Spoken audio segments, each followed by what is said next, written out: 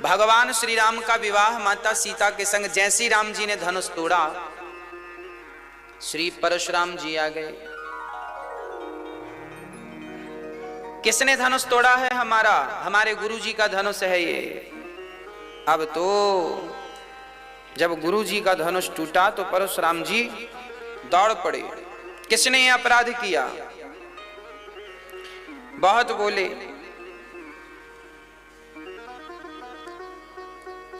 बहुत गुस्सा आई श्री परशुराम जी को। लक्ष्मण जी ने मोर्चा संभाला। गुरु जी राम राम। परशुराम जी बोले राम राम। कौन हो तुम? हम दशरथ के पुत्र हैं। तो धनुष किसने तोड़ा? लक्ष्मण जी बोले कि पहले राम जी बोले कौन ने धनुष तोड़ा? तो राम जी बोले ना, कोई आपका दास होगा जिसने धनुष तोड़ा है। और किसमें ताकत है कि वो इस धनुष को तोड़ सके? उठा भी तो नहीं। भूप सहस 10 एक ही वारा, लगे उठावन टरही ना तारा। हिलाने से हिला भी नहीं है धनुआ। बड़ा कष्ट उठाया उठाने वालों ने। रावण की तो उंगली दब गई। रावण उठाने चला तो उंगली दब गई। ऐसा अन्य ग्रंथों में वर्णन है। रामचरितमानस में तो लिखा है कि रावण ने धनुष छुआ भी नहीं। रावण भी आया था सीता स्वयंवर में, रावण भी आया था, पर रावण ने धनुष छुआ नहीं। पर अन्य जगह वर्णन मिलता है कि रावण की भी उंगली दब गई थी। उसने भी ट्राई किया तो उंगली दब गई। थोड़ा सा हिलाया, उंगली फंस गई। वो निकाला, निकली नहीं। हाँ, बड़े जतन से फिर राम जी की कृपा हुई। राम जी ने उठाया तो रावण की उंगली निकली। राम और रावण की प्रथम भेंट जनकपुर में हुई थी।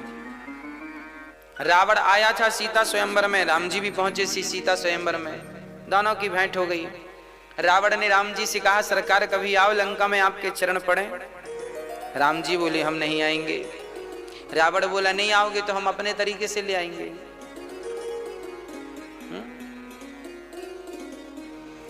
चलिए, ये तो बाद का विषय है। भगवान श्री राम परशुराम जी का सामना कर रहे हैं। लक्ष्मण जी बोले आपको क्या तकलीफ है? धनुष टूट गया। तो परशुराम जी बोले हमारे गुरु जी का धनुष है। लक्ष्मण जी बोले तो सुनो, हमसे दूसरा धनुष ले लो। ऐसे धनुष तो हम बहुत तोड़ते चले आ रहे हैं, क्षत्रिय बालक हैं। परशुराम जी आग बबूला हो गए। क्या समझते हो कोई साधारण धनुष है? तोड़ते चले आ रहे हो, जानते नहीं हो हम कौन हैं? लक्ष्मण जी बोले देखो हम बहुत जानते हैं आपको। आप वही परशुराम जी हैं ना जिसने अपनी मां का गला काट दिया था? वही हो ना?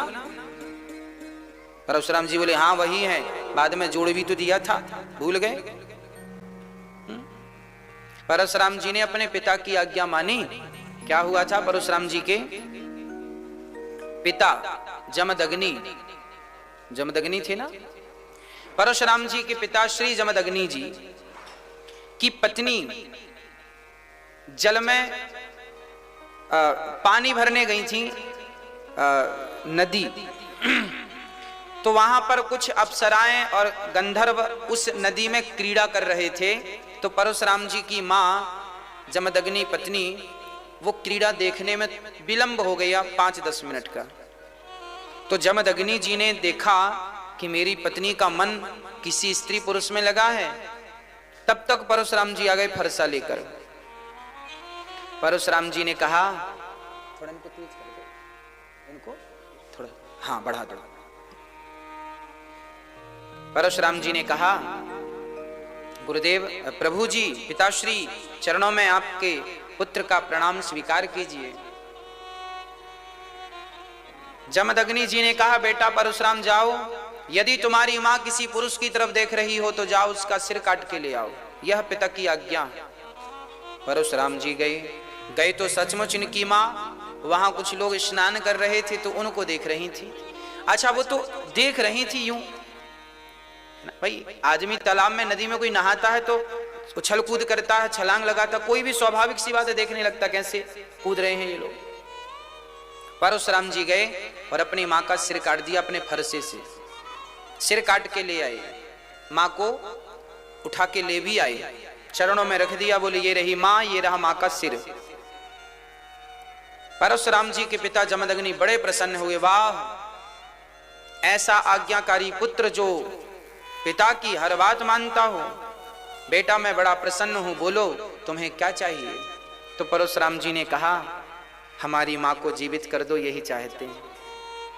तो परशुराम जी के कहने पर उनकी पितृभक्ति को देखकर उनके पिता ने अपनी पत्नी को गायत्री मंत्र पढ़कर, जो गायत्री मंत्र आप लोग पढ़ते हैं ना, जपते हैं, उस गायत्री मंत्र को पढ़कर, एक मंत्र पढ़ा था ओनली, और मंत्र पढ़कर जल छोड़ दिया पत्नी के ऊपर, तो पत्नी जीवित हो गई थी। मरे को जीवित करने की ताकत ये गायत्री मंत्र रखता है। इसलिए इस गायत्री मंत्र का जाप हर क्षण हर समय नहीं किया जाता, बड़ा पावरफुल है ये मंत्र, सबको इसका जाप नहीं करना चाहिए। यदि करो तो ये बड़े विचार से करो। राम राम तो आप कभी भी जप सकते हैं, फायदा ही करेगा, पर गायत्री मंत्र को अपने आप पवित्रावस्था में जपा, गलत स्थान पर जपा तो वो नुकसानदायक भी है। जैसे बिजली का तार प्रकाश तो देता है ना, बल्ब इत्यादि लगा दो, और वही बिजली का तार कोई पकड़ ले तो मार भी डालता है। तो फायदे जितने हैं नुकसान भी उतने हैं। गायत्री मंत्र तो बिजली का तार है, फायदे तो बहुत हैं, पर कोई गलत ढंग से पकड़ ले तो मर भी जाता है, अर्थात उसके दुष्परिणाम हैं। इसलिए गायत्री मंत्र उन्हीं को पढ़ना चाहिए जिनका यज्ञोपवीत संस्कार हुआ है। गायत्री मंत्र उन्हीं को पढ़ना चाहिए जिनका यज्ञोपवीत संस्कार हुआ है। और गायत्री मंत्र सिर्फ दिन में पढ़ा जाता है, रात को नहीं जपा जाता, क्योंकि ये वेद मंत्र है और वेद को रात में पढ़ने की आज्ञा शास्त्र नहीं देते, है ना। वेद मंत्र गायत्री कब पढ़ना चाहिए, करना चाहिए? गायत्री 3 बार, सुबह दोपहर शाम, त्रिकाल संध्या, सूर्य भगवान को अर्घ देकर प्राणायाम करके फिर गायत्री मंत्र पढ़ना चाहिए। गायत्री मंत्र पढ़ने के पहले सूर्य अर्घ देना जरूरी है, सूर्य अर्घ देकर प्राणायाम करना जरूरी है। प्राणायाम करने के बाद शिखा बंधन, जिसकी शिखा है, जिसके गले कंधे पर यज्ञोपवीत है, जिसने लंगोटी लगा रखी हो,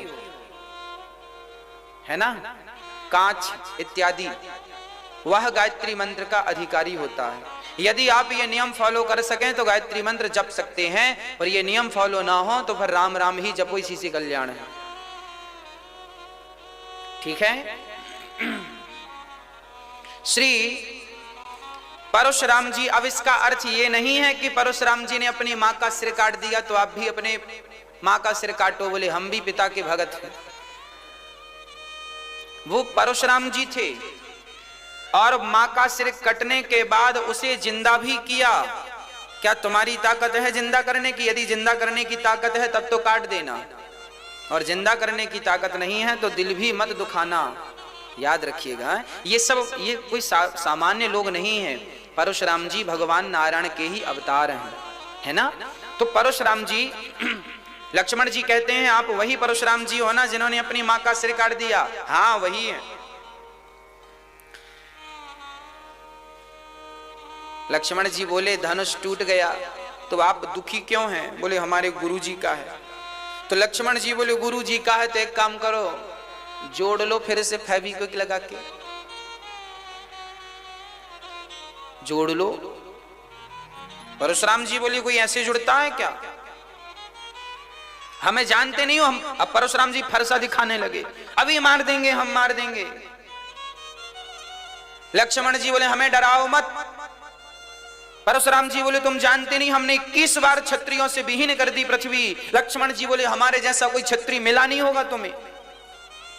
एक कदम लक्ष्मण जी बढ़े तो एक कदम परशुराम जी बढ़े, वो फरसा दिखाएं तो ये अपना धनुष दिखाएं। बड़ी देर हो गई, अंत में राम जी हाथ जोड़कर चले गए, हे नाथ अपराध मेरा है, ये लक्ष्मण बालक है, इसका कोई अपराध नहीं है, धनुष मैंने तोड़ा है। परशुराम जी बोले आपने तोड़ा है? राम जी ने धीरे से कहा बाबा जी हमें पहचानो। परशुराम जी ने पहचान लिया, आप भगवान ही तो नहीं हैं। राम जी बोले ठीक पहचाने। तो परशुराम जी के पास एक धनुष था, उस धनुष पर डोरी चढ़ाकर परशुराम जी ने कहा मेरे धनुष पर डोरी कोई चढ़ाएगा तो मैं मान लूंगा कि आप साक्षात भगवान हैं, क्योंकि इस धरती पर भगवान के सिवा मेरे धनुष पर डोरी चढ़ाने वाला कोई, ये वही परशुराम जी हैं जिन्होंने पितामह भीष्म को ज्ञान दिया। भीष्म पितामह को धनुष पकड़ना किसने सिखाया? परशुराम जी ने। भीष्म पितामह द्वापर में हुए हैं और ये चर्चा है त्रेता की। राम जी को परशुराम जी त्रेता युग में मिले और यह महेंद्राचल पर्वत में आज भी तपस्या कर रहे हैं। गुरु द्रोणाचार्य के गुरु यह हैं, द्रोणाचार्य के गुरु परशुराम जी हैं, दानवीर कर्ण के गुरु परशुराम जी हैं, पितामह भीष्म के गुरु परशुराम जी हैं। तो आज परशुराम जी ने जब धनुष अपना देना चाहा तो रामचरितमानस में लिखा है कि धनुष देना चाहा, हाथ से अपने आप धनुष राम जी के हाथ में चला गया। मानो वो धनुष भी तड़प रहा था कि कब मैं राम के हाथों में जाऊं, और गए तो राम जी ने धनुष पर डोरी चढ़ा के दिखाई। परशुराम जी सिर झुका के खड़े हो गए, प्रभु आप तो भगवान हैं। प्रणाम करके परशुराम जी राम को प्रणाम। देखिए भगवान श्री राम वह परमात्मा है, कोई सामान्य व्यक्ति ना समझ ले। कई लोग ना हमसे, एक सज्जन ने हमसे कहा कि राम जी तो महापुरुष हैं, राम जी कोई भगवान थोड़ी हैं, ऐसा हमसे किसी ने कहा। हमने कहा भैया यदि राम जी महापुरुष हैं तो आप बताओ आज तक किसी महापुरुष के नाम के पत्थर पानी में तैरे हो तो एक महापुरुष का नाम बताओ। नहीं ना। आज तक किसी एक महापुरुष के चरणों के स्पर्श से किसी नारी का उद्धार, पत्थर की शिला का उद्धार हुआ हो तो बता दो। अरे भाई राम जी को, कृष्ण जी को आप महापुरुष ना कहो, ये तो साक्षात वही भगवान हैं जिनको ब्रह्मा जी भी हाथ जोड़ करके प्रणाम करते हैं। ब्रह्मा जी हों, शिव जी हों, स्तुति जिनकी करते हैं। तो फिर किसी ने कहा कि वो भगवान तो निराकार है, वो क्यों आएंगे? अरे भाई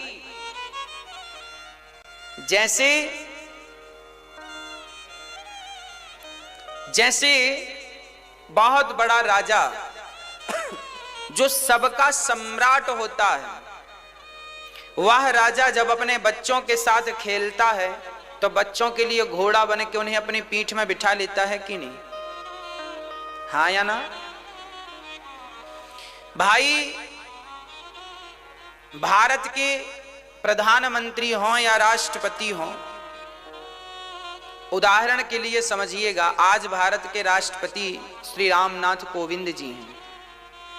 जब ये अपने घर जाते होंगे, हमारे लिए तो राष्ट्रपति हैं, हमारे लिए तो बड़े सम्माननीय व्यक्ति हैं, आपके लिए भी हैं, पर जब ये अपने घर जाते होंगे और इनका नाती इनकी गोद में आता होगा और कहता होगा कि हमें आपकी पीठ में बैठना है, तो राष्ट्रपति जी बैल बन जाते होंगे और नाती उनकी पीठ में बैठ के चलता होगा। हाँ या ना?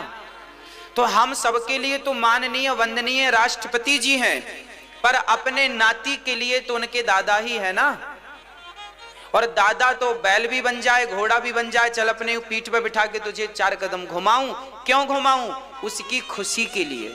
इससे क्या होता है? बच्चे की खुशी होती है। जैसे बच्चे की खुशी के लिए दादा घोड़ा बन जाता है, पिता घोड़ा बन जाता है केवल बच्चों की खुशी के लिए, उसी प्रकार वह निर्गुण निराकार परमात्मा भक्तों की खुशी के लिए आज सगुण साकार बन करके प्रकट हो गया है। 2 हाथ 2 पांव वाला बन के प्रकट हो गया है, आपकी और मेरे जैसा बन के प्रकट हो गया है। अब वो दिखता तो मेरे और आपके जैसा है। अब कोई कहे कि ये कैसे राष्ट्रपति हैं बताओ, बैल बने हैं, ये कैसे राष्ट्रपति हैं बताओ, घोड़ा बने हैं।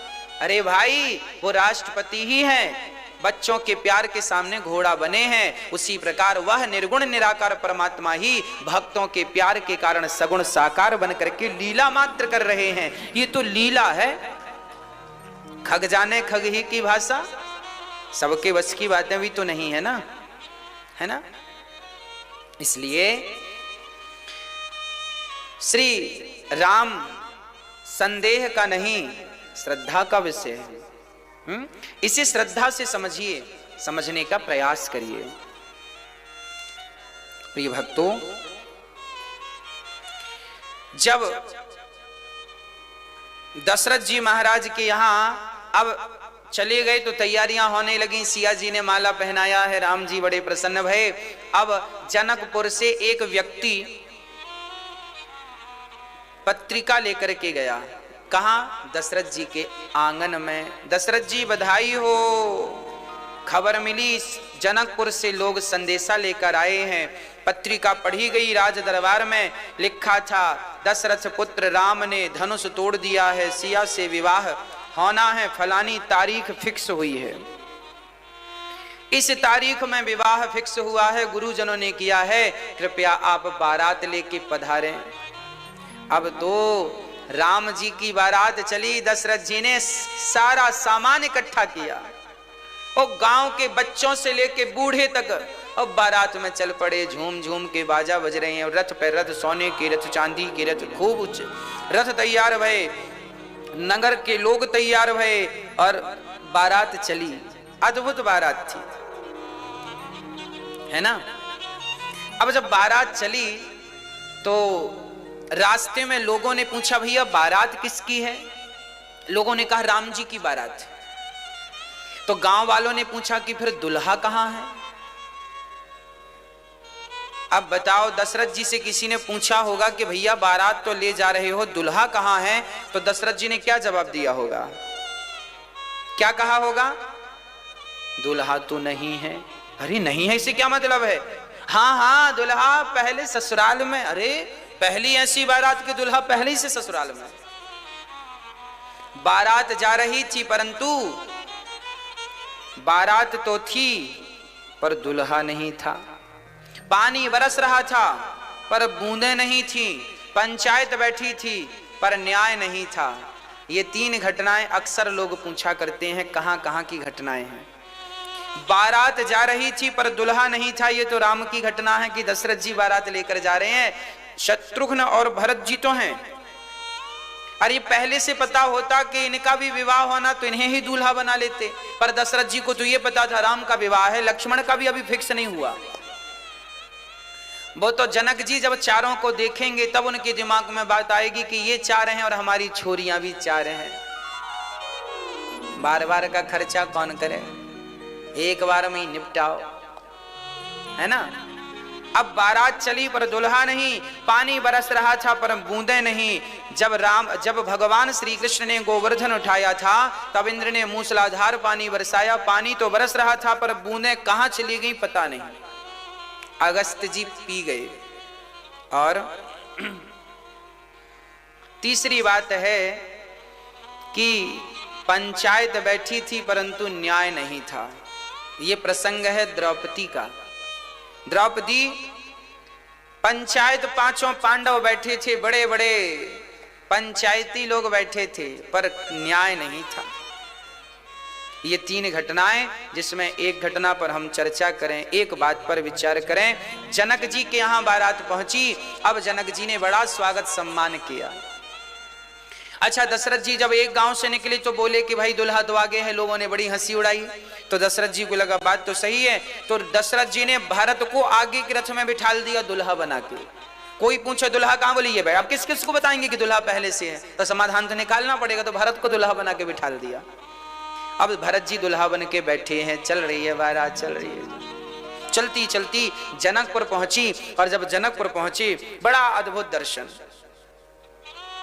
जनक जी ने स्वागत किया दशरथ जी का। वाह, अद्भुत नजारा। जनक जी का भी क्या सुंदर नगर था। जनकपुर कैसा था जानते हैं? बड़ी चौड़ी चौड़ी सड़कें थी, एक से बढ़कर एक मकान थे। आहा, सारे मकान चारों तरफ से खुले थे। वास्तु का पूरा ध्यान रख करके मकान बनाए गए थे। आप लोग भी मकान बनाया करो तो जरा मकान बनाने के पहले एक छोटा सा विचार कर लिया करो, है ना। आजकल हम देखते हैं लोग मकान बनाते हैं ना, तो सामने की सड़क में जितना कब्जा कर सकते हैं कर लेते हैं। इनको बोलते हैं मूसर, मूर्ख।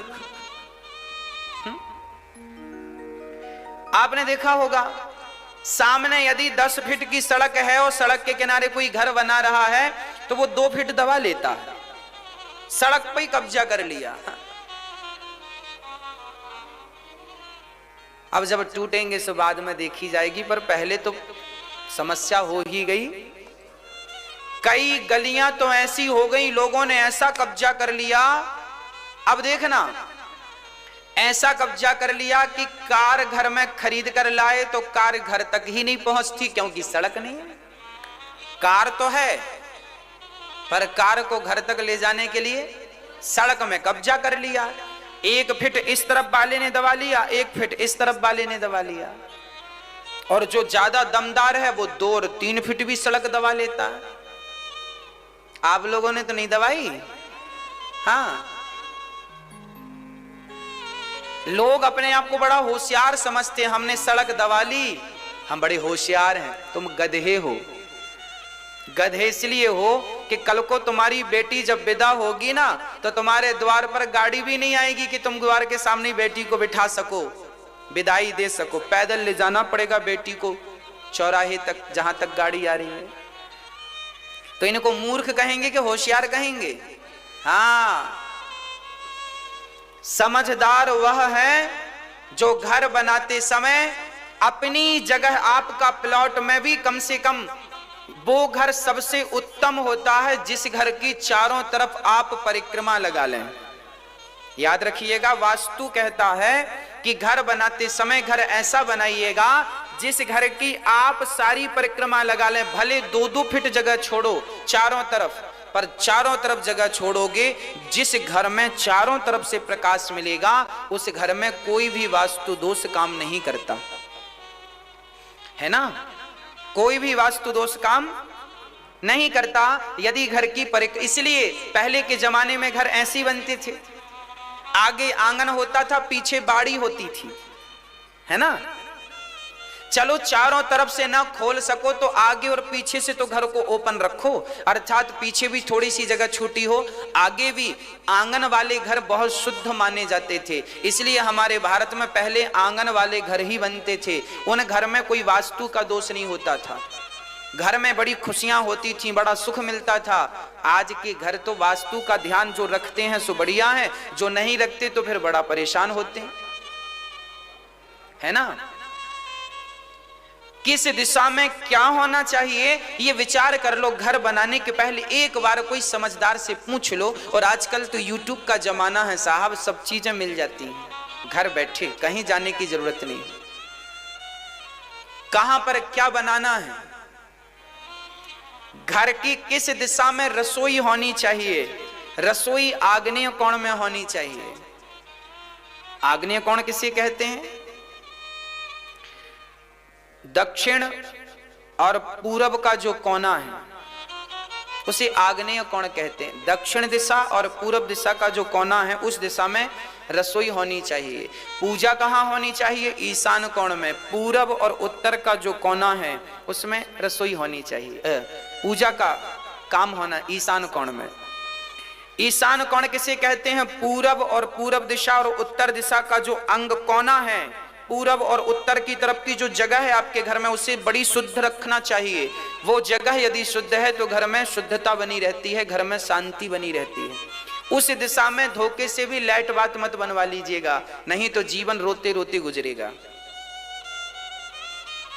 पूरब और बोलो, पूर्व और उत्तर का जो कोना है वहां कदापि लाइट बात नहीं होनी चाहिए। कहां होनी चाहिए लाइट बात? दक्षिण और पश्चिम की तरफ, है ना। घर में जो आपका प्लॉट एरिया है, माना कि आपका 30 बाई 30 का प्लॉट एरिया है या 30 बाई 50 का प्लॉट एरिया है, तो 30 बाई 30 में जो पूरब और उत्तर की तरफ का कोना है उसमें तो आप शुद्धता रखो। वहां सीढ़ियां भी नहीं होनी चाहिए। अब जिनके घर में हैं कृपया तोड़ मत देना। हम तो आगे के लिए बता रहे हैं कि जब भी आप नया घर बनाओ, भगवान करे जल्दी से बनाओ, तो इन छोटे छोटे वास्तुओं का ध्यान रखोगे तो आपका जीवन सुखमय होगा। और घर में जो मध्य भाग है घर का, 30 बाई 30 के जो प्लॉट एरिया में जो केंद्र बिंदु बीच सेंटर है, उस बीच सेंटर को खाली ही रखना चाहिए। वो ब्रह्म स्थान माना जाता है ना। वो बीच का सेंटर खाली हो। वास्तु एक देवता का नाम है, वास्तु एक देवता का नाम है। तो आप ध्यान दें कि वास्तु देवता का पेट, पेट मतलब सेंटर, हमारे शरीर में सेंटर में पेट है कि नहीं?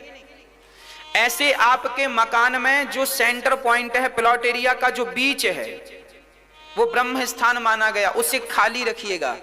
उसमें बैठ के आप भोजन इत्यादि कर सकते हैं। बैठक हॉल बना लीजिएगा, ठीक है। वहां खाली रहने से क्या होता है कि घर में बिल्कुल आनंद होता है। वास्तु जहां आप रहते हैं ना, उस भूमि का भी बहुत बड़ा प्रभाव पड़ता है जीवन में।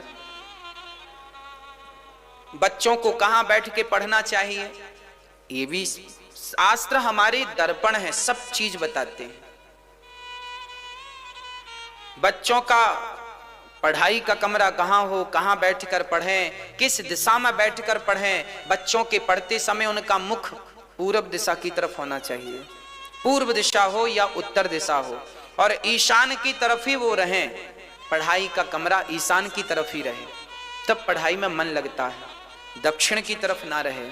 ठीक है, छोटी छोटी, यदि किसी के घर में कोई वास्तु की प्रॉब्लम है तो घर में तुलसी लगा देने से, आम का वृक्ष गमले में लगा देने से वास्तु का दोष मिट जाता है। पर जब नया बनाओ तो पूरा ध्यान रखो, जो बन गया है उसका सब छोड़ो, तोड़ फोड़ मत करिएगा, है ना। आगे से जब नया घर बनाओ तो विशेष ध्यान आपको छोटा सा रख लेना चाहिए। चलिए, जनक जी, जब जनक जी की नगरी पूरी वास्तु के हिसाब से बनी है, पानी कहां होना चाहिए? घर में बोर बनवाओ, बोर जानते हैं ना, जमीन में, है ना, वहां वो भी ईशान कोण में होना चाहिए।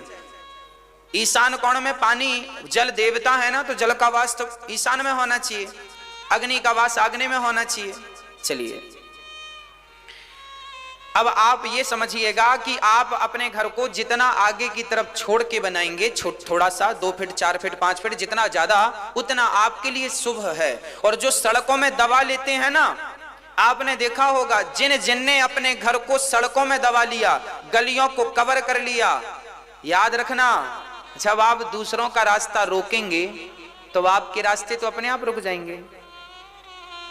क्या कह रहे हैं? मैंने देखा है हमारे यहां भी लोग ना सड़कों को कब्जा लेते हैं, कब्जा कर लिया, बाद में परिणाम क्या हुआ? जो उनकी गति थी धीमी पड़ गई, और धीमी पड़ गई, बिल्कुल डाउन, जीरो हो गए। जब आप दूसरों का रास्ता, भाई गांव के लोग, नगर के लोग जिस गली से निकलते हैं, तुमने दबंगई के कारण दबा लिया तो तुम्हें क्या लगता है तुम सुखी हो जाओगे? जब लोगों का रास्ता अवरुद्ध करोगे तो तुम्हारे रास्ते अवरुद्ध नहीं होंगे। कॉमन सेंस है। इसलिए रास्तों को कभी ना दबाना चाहिए। 2 फीट 4 फीट और आप छोड़िए, ताकि कल को अपने घर के बाहर गाड़ी खड़ी कर सकें, तो आपके लिए पर्याप्त जगह होनी चाहिए, ताकि आप कोई दिक्कत ना हो। बार बार थोड़ी घर के अंदर गाड़ी डालता है आदमी, अरे बाहर खड़ी रहती है दिन में, तो बाहर गाड़ी खड़ी हो, इसके लिए तो पर्याप्त जगह हो। सड़कों को दबाने से आपका जीवन दब जाता है, आपकी तरक्की रुक जाती है, ऐसा वास्तु कहता है, हम नहीं कहते। जनक जी के नगर में सड़कों का वर्णन है रामचरितमानस में, बड़ी चौड़ी चौड़ी सड़कें हैं, हरा भरा है, सड़कों के किनारे हरियाली है। आज जैसा लोग कहते हैं अमेरिका में है, लंदन में है, अरे भाई ये सब पहले भारत में था। पहले चौड़ी चौड़ी सड़कें हुआ करती थी। मोहनजोदड़ो हड़प्पा संस्कृति के जमाने में भी सड़कें चौड़ी चौड़ी का वर्णन मिलता है। सड़कें चौड़ी हों, सड़कों के किनारे बाग बगीचे लगे हों, पेड़ पौधे लगे हों, फिर घर बनते थे, है ना। बड़ा सुंदर वर्णन है। राम जी, जनक जी ने श्री भरत दशरथ जी से कहा कि अब हमारी बेटियां 4 हैं, आपके पुत्र भी 4 हैं, आपकी आज्ञा हो तो चारों का विवाह संपन्न किया जाए। जनक जी से जब ने ये प्रस्ताव जनक जी ने रखा तो गुरुजनों से पूछा, वशिष्ठ जी से। वशिष्ठ जी बोले, इससे बढ़िया कोई शुभ लग्न नहीं है, कर दो। 4 मंडप गाड़े गए और चारों दुल्हा, आज चारों दुल्हा बैठे हैं, है ना। बैठे तो चारों दुल्हा हैं, पर सबसे बढ़िया कौन से दुल्हा हैं? बड़का, छुटका। छुटका कौन? और बड़का कौन?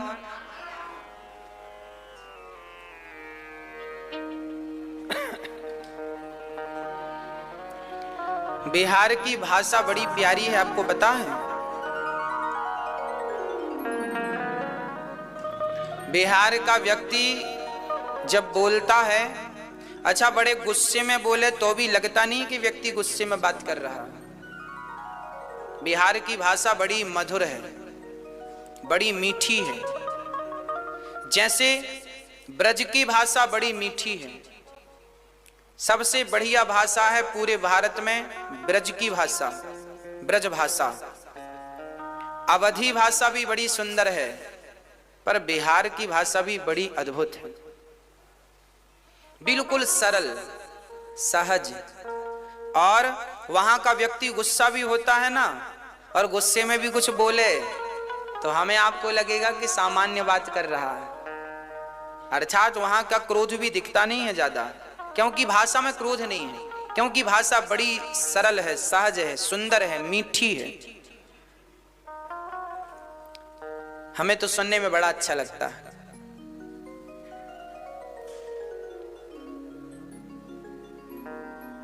आइबो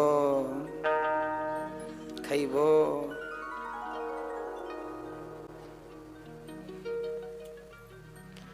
बड़ी सुंदर भाषा। आज राम जी अयोध्या से पहुंचे जनकपुर, और बड़े भाव से श्री राम, लक्ष्मण, भरत, शत्रुघ्न का विवाह संपन्न हुआ। राम जी का विवाह सीता मां से, लक्ष्मण का विवाह उर्मिला, शत्रुघ्न जी का विवाह